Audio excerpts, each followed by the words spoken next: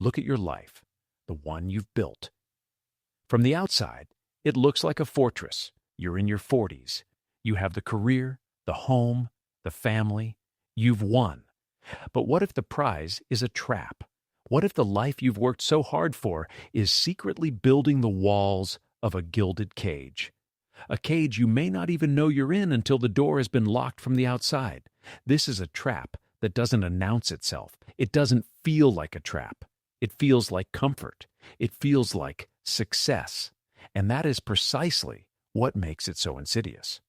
For millions, the most dangerous financial decade isn't the chaos of their 20s or the ascent of their 30s. It's the respectable, comfortable, dangerously quiet 40s. A decade where most people won't even realize they're caught until it is far, far too late. Tonight, we reveal a crisis happening behind closed doors. You'll meet Mark, a 42-year-old, who on one sleepless night saw a number on a retirement calculator so terrifying it was like a glitch in the matrix of his own life. In that moment, he saw the truth. He wasn't on a glide path to retirement. He was in a slow, silent descent. We will dissect the chilling math that stopped his heart and uncover the profound shifts he is now making to reclaim his future. This isn't just about wealth, it's about a single, defining question. Will the rest of your life be a story of freedom or one of regret? To understand the trap, you must first understand the landscape. The 40s are a decade of deception. It's a breathtaking but treacherous plateau. The beautiful anarchy of your 20s has faded into memory. The frantic scramble of your 30s to build something, anything, is finally bearing fruit. You are likely approaching your peak earning years, witnessing your income climb to heights you once only dreamed of. And here, in the silence of that success, the first hairline crack appears. It begins not with a bang, but with a whisper. A quiet corrosion known as lifestyle inflation. A raise at 25 felt like a miracle. You probably saved it. But a raise at 45? That feels like permission. Permission for a slightly more commanding car, a slightly more expansive home, a slightly more unforgettable vacation. Mark's life was a perfect blueprint. As his family's income grew, their savings rate did not. Their definition of normal simply expanded to absorb every new dollar. The reliable sedan became an SUV. The kids, after all, have gear. The humble vacation evolved into a week at an all-inclusive resort under the banner of "We deserve this." The weekly pizza night quietly multiplied into 2 or 3 nights of takeout and restaurants because life had become relentless. None of these are sins.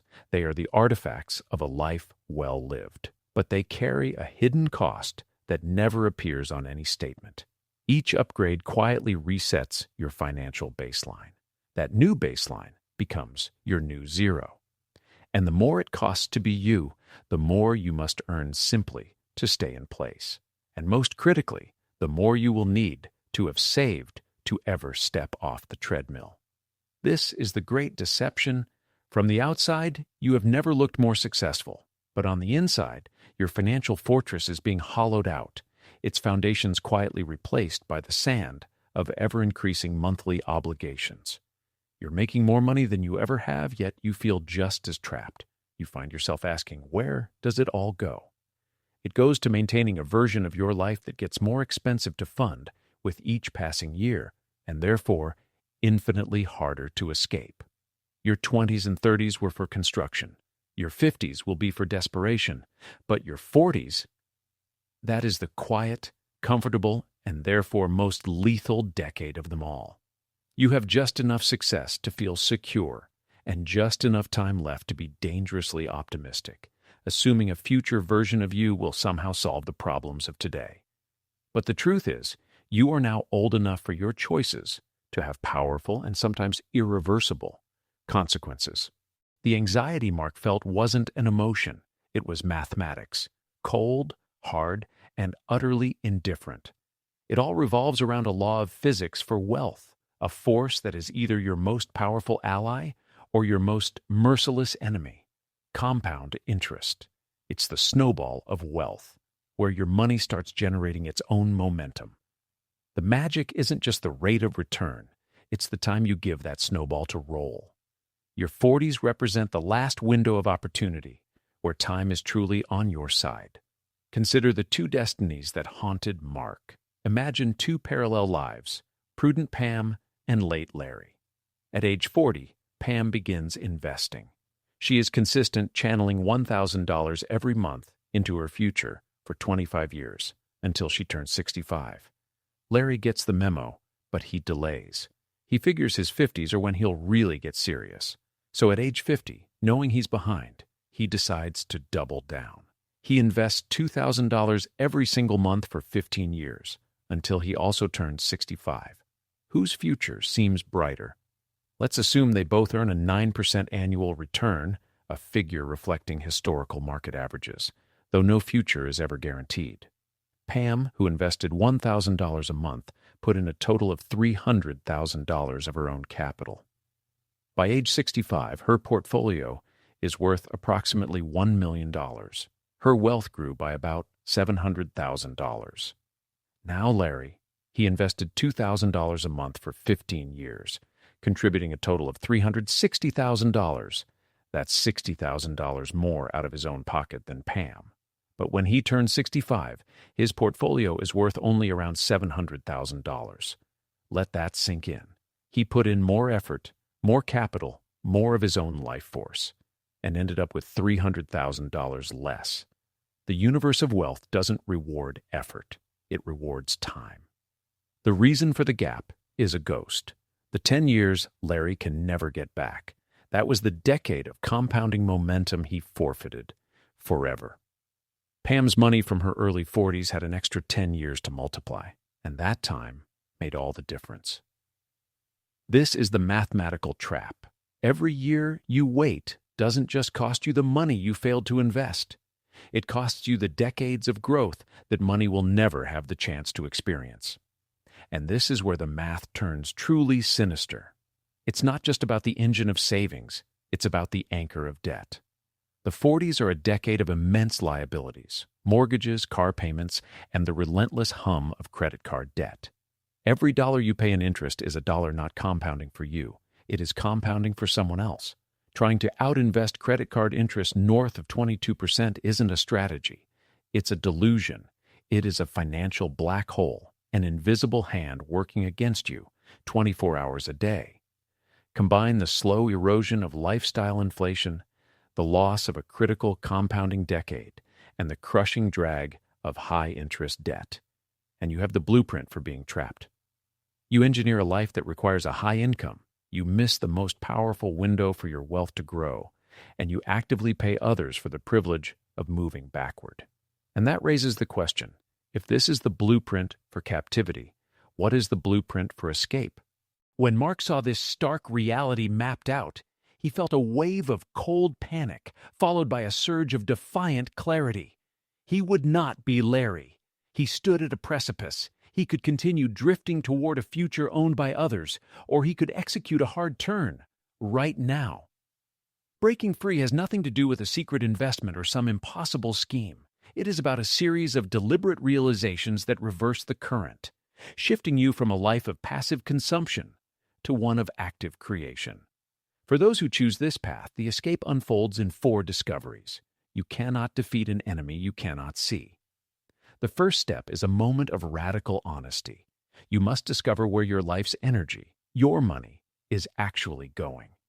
This isn't about making a budget. It's about conducting an autopsy. For 1 month, track every dollar. The tool is irrelevant. The clarity it provides is everything. You will be stunned. You'll find the ghost of 1,000 unthinking decisions. The forgotten subscriptions, the daily conveniences that bleed you of hundreds, the impulsive clicks. More importantly, you will see the true number. You will finally know what your current version of normal actually costs to sustain. This is not an exercise in shame.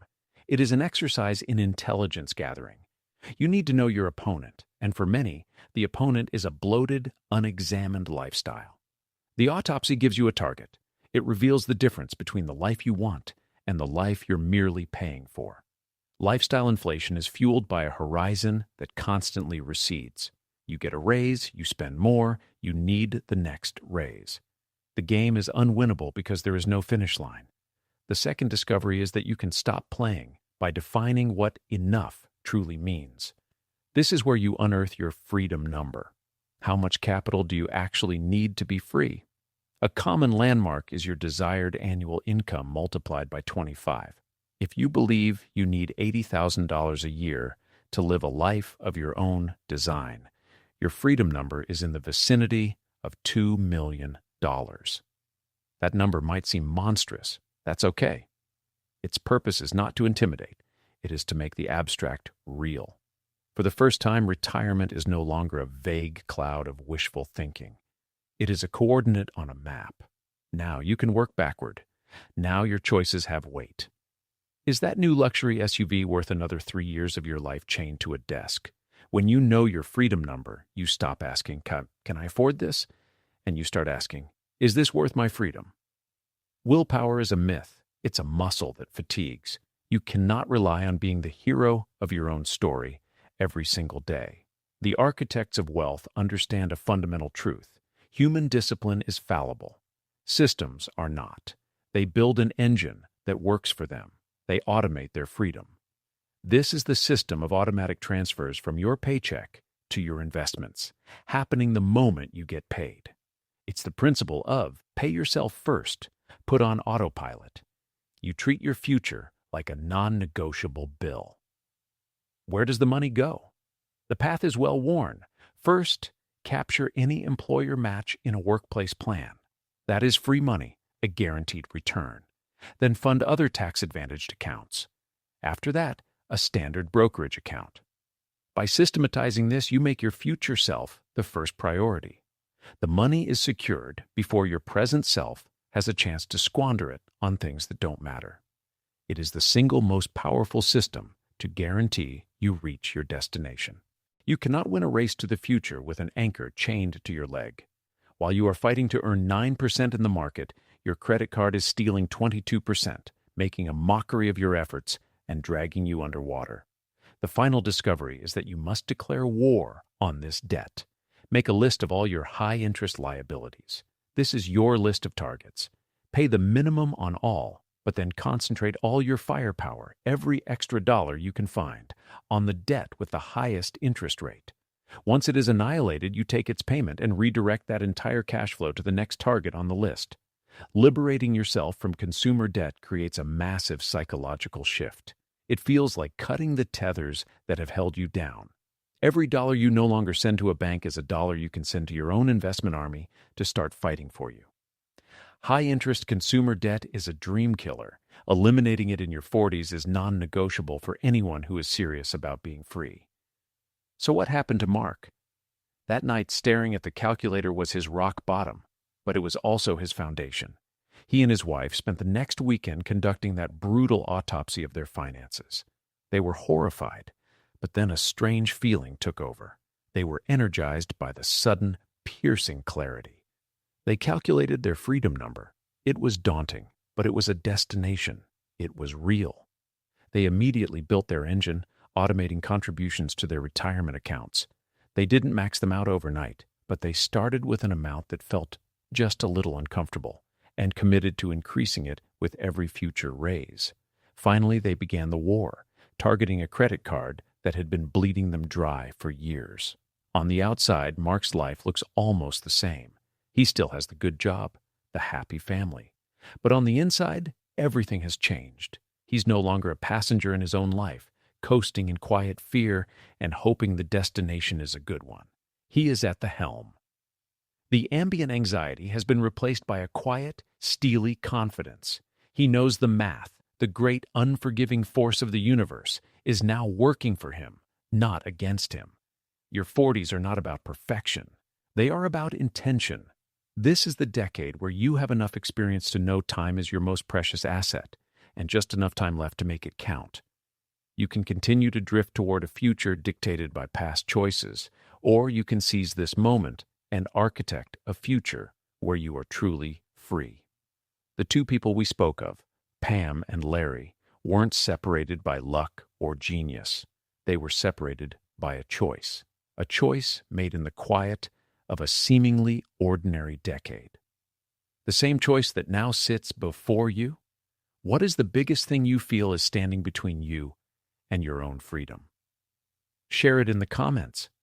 Let's start the real conversation. And if this story resonated, subscribe and turn on notifications, because this is a journey we are all on. The choice is yours. Choose freedom.